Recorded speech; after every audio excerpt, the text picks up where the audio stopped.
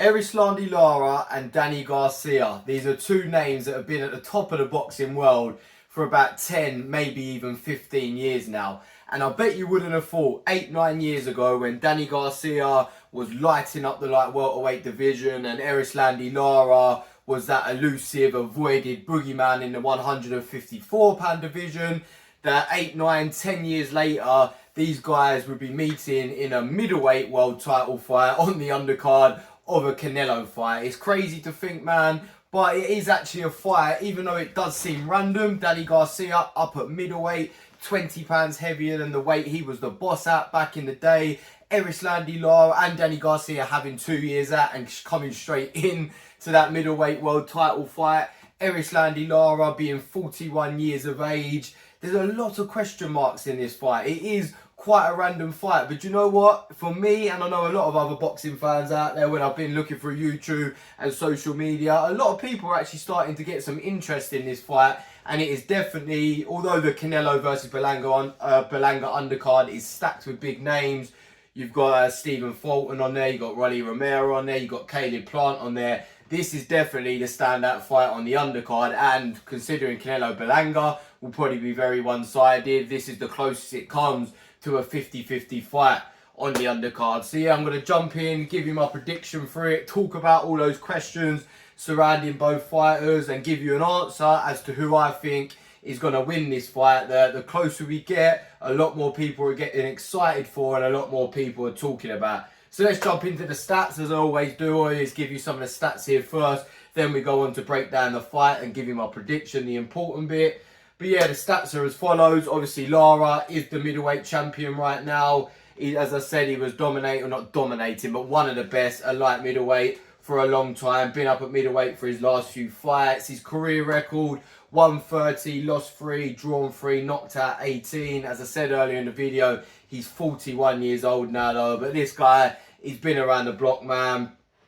He has always been one of the best, most underrated fighters in boxing. Even now, obviously, I wouldn't say he's anywhere near the top 10 pound for pound now. He was at one point, but he's still very underrated and still a hard night's work for absolutely anyone. His losses will come to Paul Williams back in 2011. A lot of people, including myself, think that was a robbery. Obviously, again, I wouldn't call this one a robbery, but he had a very close fight with Canelo back in 2014. You'll all remember that fight. It was the fight where Canelo didn't even throw a head punch hardly for, I'd say, about 10 out of the 12 rounds. Just knew he couldn't hit Lara's head because he's that elusive, especially back when he was in his prime. What's that, 10 years ago now? So it would have been 31. This would have been when Lara was at his best. I remember there was that massive debate with that fight because Canelo outlanded him when it came to overall punches, but didn't land many to the head, whereas as Canelo was coming in, Lara was picking him off to the head the whole time. So there was a lot of debate regarding that fight. I'm pretty sure, I don't want to sit on the fence here and it might sound like it, I had it 114, but I haven't watched or scored that fight for years. I might, as it's Canelo fight week and Lara fight week, go back and watch that and do a video later in the week and score it again now. And then his other loss, another split decision to Jarrett Hurd in 2018. So he actually hasn't lost for 6 years. His wins, he's beat Austin Trout. That's a very good win. Austin Trout, another underrated, difficult to beat fighter. Ishe Smith, Vains Matirasayan, hard name to say, always has been that one. He also had a draw in Matirasayan too. Yuri Foreman, most recently knocked out Zarafa. And the thing with Lara now, he's always been a boxer and he's always had pop in his punch. He just never used to sit down on his shots. But now he's obviously at the age of 41, he's slowing down a bit. He's sitting down on his shots now. And he's stopped his last 3 opponents, knocked out 4 of his last 5 opponents. And yeah, he's had a bit of a rejuvenation up at middleweight. Obviously, middleweight is a wide open division right now. Will he be a world champion in another weight like 154 or 168 above? Probably not. But he is one of the best, if not maybe the best still at this weight right now. So yeah, that's Lara. Danny Garcia, it's a completely different story. He's 5 years younger, but he's been very, very inactive. His last fight was 2 years ago against Jose Benavidez Jr. He looked good in that, but it was a close contended fight. That was at 154.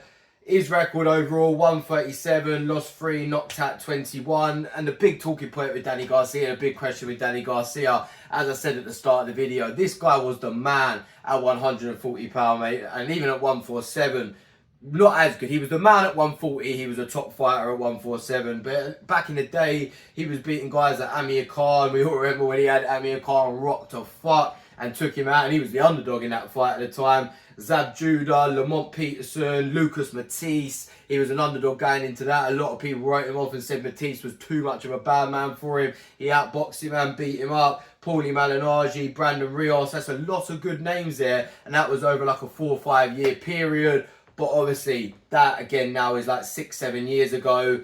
His losses more recently come to Keith Thurman, Sean Porter, Errol Spence. But that being said, they're 3 of the best welterweights of the last era, them guys. So no shame in them losses.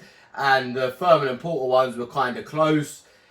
Yeah, with Danny Garcia though, the big question is, can he handle it at middleweight? Lara isn't a massive middleweight. He's been at the weight below, but he's a naturally bigger man than Danny Garcia, as you can see here.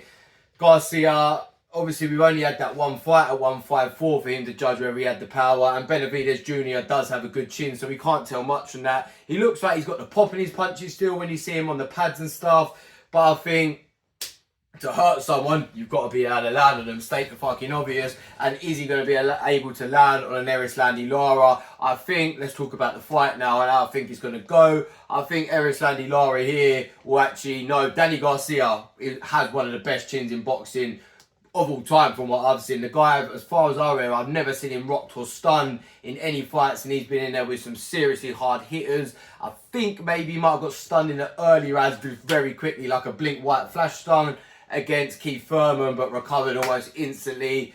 He's forgotten about a lot when you talk about the good chins in boxing, like Canelo, Golovkin, Joe Joyce, before he got absolutely obliterated. Same with Eubank Jr. And no one ever mentions Danny Garcia, but the guy has got a solid fucking chin. So I think Lara will know that. No, he ain't going to be able to get an early KO here like he's got in some of his recent fights. And I think he knows, how do you lose against Danny Garcia? Ask Amir Khan and people like that who got knocked out and rocked against him. You get careless, you jump in, you land a lot of shots, and then you get careless again, and he just waits to time you with that overhand left hook or right uppercut or the right hook, short right hook that he loves to throw. He just waits, he lets you have a bit of success, he reads you a little bit, and then when you get a bit too overconfident, that's when he comes with his counter bomb. But Erislandy Lara, a Cuban boxer that's been around for fucking ages, as I said, been around the block loads of times, faced the very best in the sport. He is going to know that about Danny Garcia. He is going to be on his back for the first 6 rounds.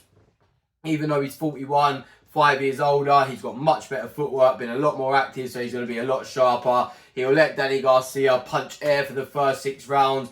But now, as the 41-year-old, he will tire out in them later rounds. That is when Danny Garcia will start to stand more of a chance. I think you'll see Garcia start to land some shots, providing he's not tired himself, because he's going to be quite rusty in there. Doing work in the gym, on the pads, and even sparring ain't the same as when you're under them bright lights with the pressure on. If he ain't tiring out though, I think we'll see it actually turn from maybe a boring fight that Lara's in control of to a more evenly matched fun fight in the last 6 rounds. Garcia will land some bombs. Lara will oblige. I'm not saying he's going to tire out and go into his shell and get fucked up. I think it'll just become more of an evenly matched fight in the later rounds, and he'll plant his feet and throw some bombs back. I think this one's got 12 rounds written all over it though. Garcia, as I said, got a brilliant solid chin. Erislandy Lara has got a good chin. Never, as far as I know, he's never been dropped. Obviously never been stopped.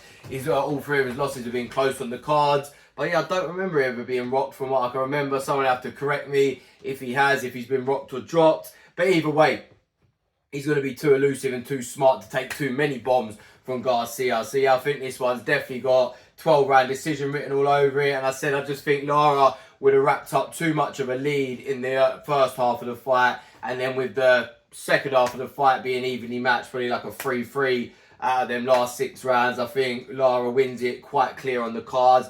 Really can't see Danny Garcia winning this one on points. I really can't see Lara knocking Danny Garcia out. Can I see Garcia knocking Lara out? It's possible if the old man really slows down. Obviously, people can get old overnight. But I still think Lara at 41 years old got enough sharpness to avoid most of Garcia's bombs.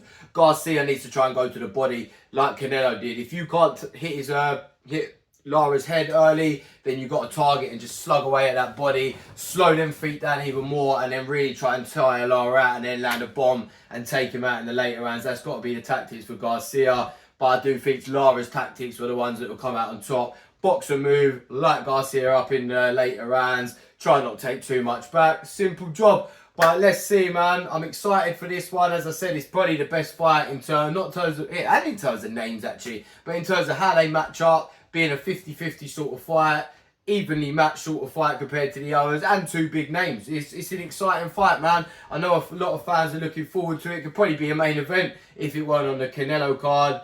I know Garcia's got a lot of fans. I know Lara's got a cult-like following. So, guys, let me know if I'm right or wrong in the comment section below. I'm going with Lara on points. Let me know what you're going with. Tune in for this September the 14th on the Canelo Berlanga undercard. Don't miss it, guys. Thank you for watching. And if you like my videos, please like and subscribe. Thank you.